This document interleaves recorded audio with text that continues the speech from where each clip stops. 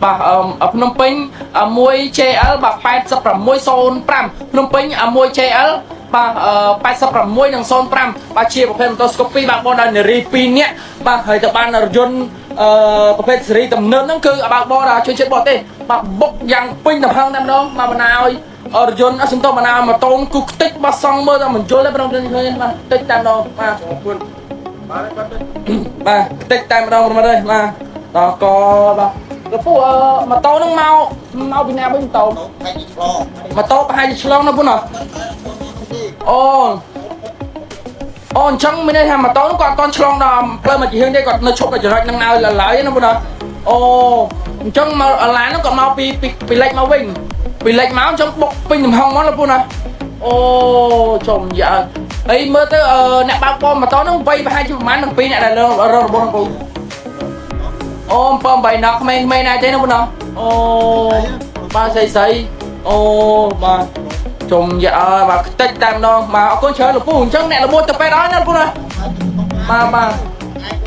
អូអញ្ចឹងតកងឡានអ្នកបើកបរស្រីផលពូប្រុសអូអញ្ចឹងអ្នកបើកបរប្រុសមានន័យថាចិនណាពូណាអូបាទអរគុណច្រើនលោកពូបាទ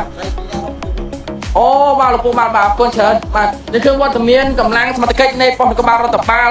សង្កាត់បាទនិរោធមកដល់ចំណុចទីតាំងឡើងហេតុដើម្បីធ្វើការវាស់វែងនិងខាត់ទៅលើបាទរថយន្តផងដែរបាទយើងឃើញហើយបាទហើយយើងទទួលបានប្រភពព័ត៌មានបឋមនៅចំណុចទីតាំងឡើងហេតុបានបញ្ជាក់មកថាដោយម៉ូតូនេះគឺបត់ឆ្លងប៉ុន្តែគឺគាត់មិនបានបាទមិនបានអត់ទាន់ឆ្លងទេគឺនៅឈប់នៅនឹងឡើយទេបាទកន្លែងលោកពូសមត្ថកិច្ចឈើហ្នឹងបាទគឺឈប់នៅនឹងឡើយទេបាទស្រាប់តែបាទរថយន្តហ្នឹងគឺមកបុកយ៉ាងពេញទំហឹងតែម្ដងមិនយើងបាទបុកយ៉ាងពេញទំហឹងបាទដោយម៉ូតូនេះគឺគាត់មិនទាន់ឆ្លងផុតទេគឺនៅឈប់នៅចំណុចកន្លែងហ្នឹងនៅឡើយទេបាទហើយតែរថយន្តបបដល់ជនជាតិចិនហ្នឹងមកបុកពេញទំហឹងតែម្ដងបណ្ណាឲ្យនារី2នាក់ហ្នឹងគឺបានរងរបួសធ្ងន់ធ្ងរធ្វើបានជួនទៅកាន់ទីពេទ្យទីតាំងស្ថិតនៅតាមបណ្ដោយផ្លូវជាតិលេខ1នៅក្នុងមូលដ្ឋានដីសង្កាត់និរោធខណ្ឌច្បារអំពើរាជធានីភ្នំពេញយើងទៅមើលទស្សនវិជ្ជាបារយន្តដែលបើកបរបង្កតែបុកជាមួយនារី2នាក់ប្រហែលជាឃើញហ្នឹងបាទជាប្រភេទរថយន្ត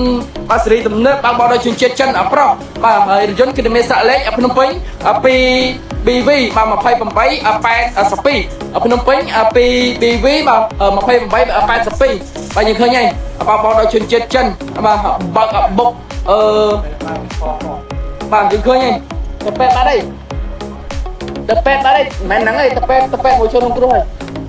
ប្រមិតយើងឃើញហើយបាទនេះអូយដល់កបាក់ខ្ទេចតែម្ដងប្រមិតអើយខ្ទេចបាទនេះយើងឃើញហើយអូណែបាទខ្ទេចបាទយើងមិនដឹងថាអ្នកបើកបរនេះបើកក្នុងស្ថានភាពយ៉ាងម៉េចទេប្រមិតដល់មកបុកយ៉ាងពេញទំហឹងតែម្ដងបាទបណ្ណាឲ្យនារី2នាក់បាទបាទឲ្យបើកបរដោយជនជាតិចិនបាទបរោះបាទឲ្យមកបុកយ៉ាងពេញទំហឹងទៅលើនារី2នាក់បាទអ្វីហ្នឹងគឺអ្វីរបស់គាត់ហ្នឹងគឺក្មេងៗដែរទេ7 8 10ទេ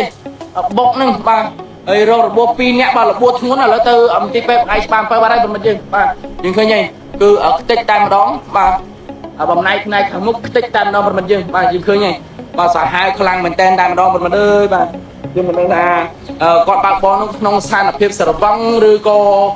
យ៉ាងណាឬមកគាត់ងោកយ៉ាងម៉េចទេយើងមិនដឹងច្បាស់ 100%ទេប្រមិតយើងមានតែទុកឲ្យសមត្ថកិច្ចជំនាញនៃប៉ុស្តិ៍នគរបាលរដ្ឋបាលសង្កាត់និរោធធ្វើការតាមជំនាញផងដែរប្រមិតឃើញហើយបាទហើយខ្ញុំសូមបញ្ជាក់ទីតាំងនេះគឺនៅតាមបណ្ដោយផ្លូវជាតិលេខ1នៅក្នុងមូលដ្ឋានដីសង្កាត់និរោធខណ្ឌច្បារអំពើរាជធានីភ្នំពេញកាត់ខែនៅគណៈវេលាម៉ោង8ត្រឹមថ្ងៃទី21ខែមីនាឆ្នាំ2026ជុំវិញពាក់ព័ន្ធករណីខាងលើនេះយើងមិនដឹងថាភាគីខាងណាខុសខាងណាត្រូវយើងមានតែទុកឲ្យសមត្ថកិច្ចជំនាញនៃប៉ុស្តិ៍នគរបាលរដ្ឋបាលសង្កាត់បាទនិរោធនិងអធិការនគរបាលខណ្ឌច្បារអំពើធ្វើការតាមជំនាញមកដែរប្រមិតយើងឃើញហើយបាទសាហាវខ្លាំងមែនទែនគឺអបុកបាទគឺអបុកម៉ូតូប៉ើងតែម្ដងមកប៉ើងខ្ទប់ជាមួយនឹងខឿនបាទហើយឡានហ្នឹងគឺ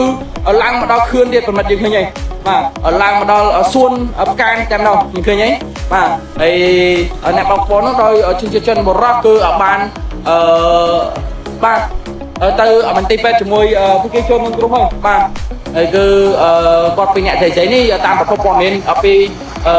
ពពកវិជាប្រវត្តិនៅចំណុចទាំងហេតុគឺចុះលើឡើងគឺរត់ទៅហើយទៅបានមកកិច្ចខាត់មកវិញប៉ុន្មានយើងអញ្ចឹងឃើញហើយបាទតែហើយខ្លាំងមែនតើប៉ុន្មានហើយមកខ្ទេចតែម្ដងមកបុកហើយឡើងលើសួនផ្កាឡើងលើខឿនទៀតបាទសាហាវខ្លាំងមែនតើយើងមិនដឹងថាអរយន្តនេះគាត់បើកបរក្នុងស្ថានភាពយ៉ាងម៉េចទេបាទមកបុកឲ្យឡើងសួនផ្កាហើយមកបុកក្មេងស្រី2នាក់មកយ៉ាងធ្ងន់ធ្ងរបាទហើយគឺតាមប្រភពព័ត៌មានបាទ